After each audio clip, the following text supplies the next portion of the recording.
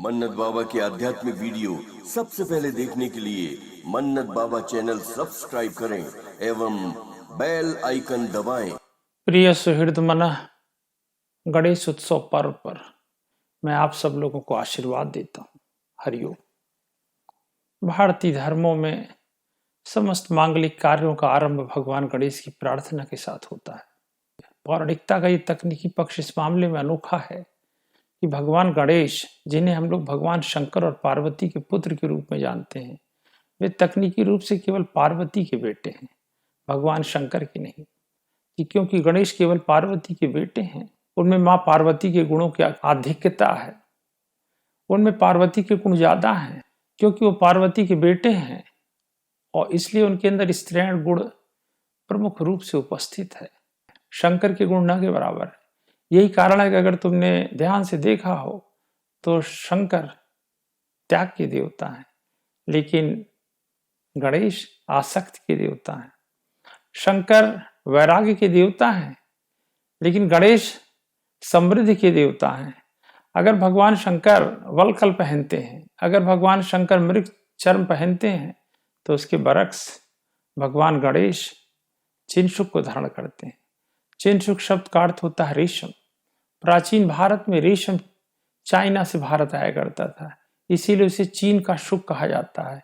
इन शब्दों को मिलाने से चिनशुक शब्द बनता है। गणेश ने बेहतरीन किस्म के रेशम पहन रखे हैं और जहां भगवान शंकर अपने शरीर पर भभूत लपेटे रहते हैं, वहीं भगवान गणेश सुंदर आभूषणों से अपने आप को सुसज्जित रखते हैं। भगवान शंकर का जहां मूल खाद्य कंद मूल और फल है, वो धतूरा खा रहे हैं, वहीं भगवान गणेश स्वादिष्ट भोजन ग्रहण कर रहे हैं और मोदक तो उन्हें प्रिय है ही। अत्यधिक भोजन करने के कारण उनके पेट की लंबाई बढ़ जाती है, इसीलिए उन्हें भारतीय धर्मों में लंबोदर के नाम से भी जाना जाता है। भारतीय धर्मों केवल दो देवता ऐसे हैं जिनका खाने पीने के प्रति आग्रह है। उसमें एक भगवान गणेश हैं और दूसरे भगवान श्री कृष्ण हैं। इसलिए भगवान गणेश, जो अपनी केवल माता की संतान है, इस माता की संतान होने के कारण पिता का कोई भी गुण उनमें नहीं आ पाया है। वे पिता की तरह सरल और सहज भी नहीं हैं।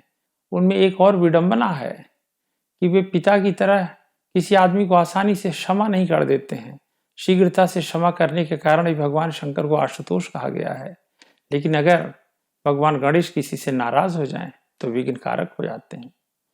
तुमने कभी सोचा कि दुनिया में इतने सारे पशुओं के बीच से भगवान शंकर ने केवल हाथी का सिर ही क्यों चुना होगा?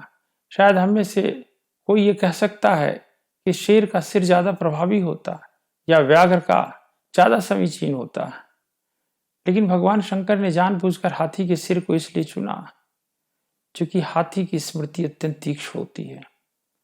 भगवान शंकर की विडंबना है कि उनकी स्मृति काफी क्षीण है। हर पिता चाहता है कि उसका होने वाला बेटा उससे बेहतर हो। जब स्मृतियों के मामले में भगवान आशुतोष पीछे हैं, तो वो चाहते थे कि उनका बेटा भगवान गणेश आगे हो। इसीलिए उन्होंने हाथी के सिर को लाया, क्योंकि हाथी की स्मृति अत्यंत तीक्ष्ण होती है। तुमने कथाएं सुनी होंगी, तुमने कहानियां सुनी होगी। किसी शिकारी ने हाथियों का शिकार किया, 20 साल बाद जब हाथियों के झुंड से उसकी मुठभेड़ होती है, हाथियों ने उसे पहचान लिया और उसका वध कर दिया। इसीलिए पश्चिमी देशों में द एलिफेंटाइन मेमोरी नाम के शब्दों का उपयोग होता है, जिसका आशय होता है कि जिसकी स्मृति अत्यंत सुदीर्घ होती है, अत्यंत तीक्ष्ण होती है, ऐसे लोगों के लिए एलिफेंटाइन मेमोरी शब्द का प्रयोग किया जाता है। तो भगवान गणेश की स्मृति तीक्ष्ण है। अगर तुमने उनकी वंदना करने से, उनकी अर्चना करने से कभी मना कर दिया तो उन्हें याद रहता है। इसलिए भगवान गणेश की अर्चना हर मांगलिक कार्यों पर करना नितांत आवश्यक। तो भगवान गणेश समृद्धि के देवता हैं। वे भगवान शिव की तरह वैराग्य के देवता नहीं है। यही कारण है कि समृद्धि की जब भी हम पूजा करते हैं, अर्चन स्थल पर अगर हमने लक्ष्मी को रखा है तो उनके साथ हमें गणेश को भी रखना पड़ता है। और जब भी हम गणेश को लक्ष्मी के बरक्स रखें तो हमें उनसे एक अंगुल आगे रखना पड़ेगा, नहीं तो शायद गणेश नाराज भी हो सकते हैं और उनकी नाराजगी हम हिंदुओं को काफी महंगी भी पड़ सकती है। सोशल मीडिया के डोमेन में एक बात बार बार कही जाती है कि जब इंडोनेशिया की मुद्रा, उसकी वैल्यू गिरने लगी और मुद्रा का भाव गिरने लगा, तो वहां के शासन संभालने वाले लोगों ने ये तय किया कि हम अपनी मुद्रा पे गणेश के चित्र को प्रिंट करेंगे। और जैसे ही गणेश के चित्र को उन्होंने अपनी मुद्रा पे प्रिंट किया, उनकी मुद्रा का ये करेंसी वैल्यू बढ़ने लगी।